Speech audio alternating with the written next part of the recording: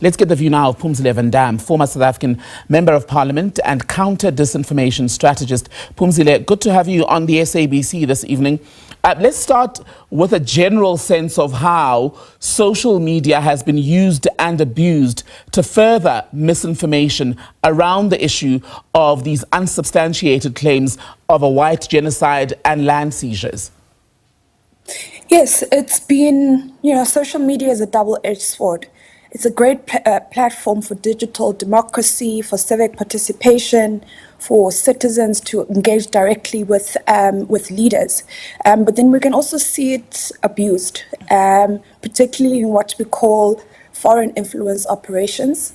So it's been incredibly frustrating to see very false narrative spread about South Africa. I don't think you have to be any supporters of any specific political party. You just need to be South African.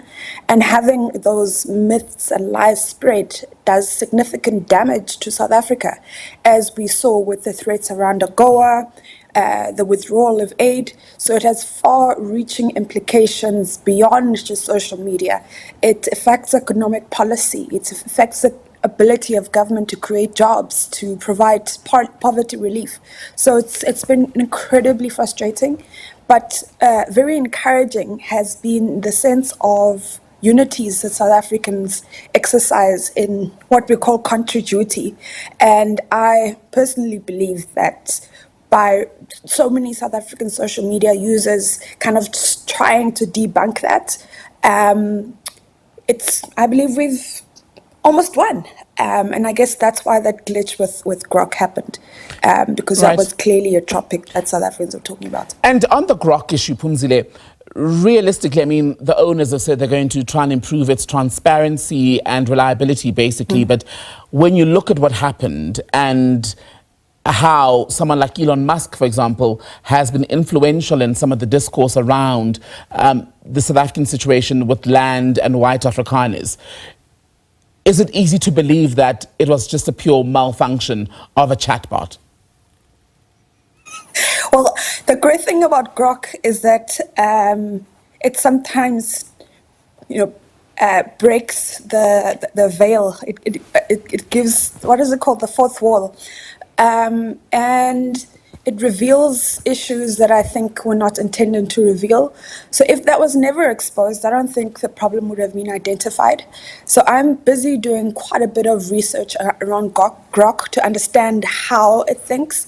And there are very many concerns, particularly around that it seems to not rely, you'd have seen with ChatGPT, where it relies on academic content, academic content, legal documents. So around the white genocide issue, I think it would have been great for it to do that, but I think it's largely done that. But I think the emerging issue now was around the 144 so-called race laws, and that for me is the next challenge, where I feel like a lot of disinformation is being spread, and particularly by Grok. And Phumzile, you were right at the forefront when South Africa was dealing with another misinformation, disinformation campaign, Bell Pottinger. You remember that time in our democracy. Does what's happened in recent weeks and recent months bear any hallmarks of that time, I wonder? Absolutely. But I think this is far bigger, far more sophisticated, and has... I think that the ultimate goal, as it always is with this type of campaigns, is polarization. So it's the seeking to kind of, that's why it has such racial overtones, to try and the same way manipulate South Africa's race relations. But I think because we've had the training of Bell Pottinger, that's why South Africans were able to see a threat. I think unlike other countries, South Africans are very disinformation literate. And that's why we could see civic participation, where South Africans corrected truths. So I think that terrible experience has made us, as a country, people who are very against any kind of disinformation campaigns that tries to manipulate our public discourse and tries to polarize. And let me ask you about Elon Musk quickly, because there are interesting reports around him. Earlier today, there was an article shared suggesting that, in fact, he may be moving out of Donald Trump's inner circle, either moving out voluntarily or being pushed out. He's perceived as someone who's got the ear of Donald Trump and has, according to some beliefs, been repeating some of the misinformation to a degree in the White House. Do you think that his absence from the inner circle would be one less problem for South Africa? I don't think so.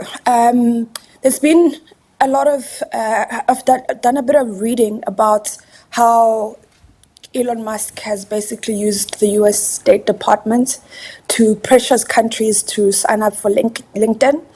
But what he has beyond the ear of the president of the US is that platform, social media. He has Twitter, which is kind of the global public square. And I think he will continue to amplify that disinformation. So it will continue to be harmful. But I think as South Africans, as South Africa's media, civil society, we need to stay alert. And just the practicalities of Starlink, the perception that it only is possible through, the repealing of the 30% equity requirement. I mean, even if we did that, it would take a very, very, very long time. It has to go to Parliament. It will be challenged legally. I mean, an offer has been made to say, okay, let's look at investment in local projects. Let's consider that. And it seems almost a bit of over posturing on his count.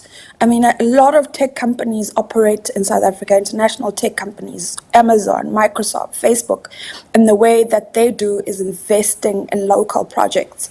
So that offer has been made to him. The ball is in his court. He can wait for the extremely long time it would take to amend the laws.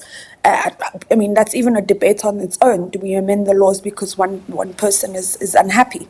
But I think the ball is in his court. The offer has been made. Invest in local development.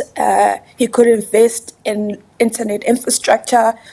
It's entirely possible, and I don't think that him using disinformation around South Africa has played to his favor. I think it has created deep animosity, particularly from South Africans. So I hope that there'll be an opportunity for President Ramaphosa to speak directly with the President of the United States and not a businessman who's using that to further his business interests.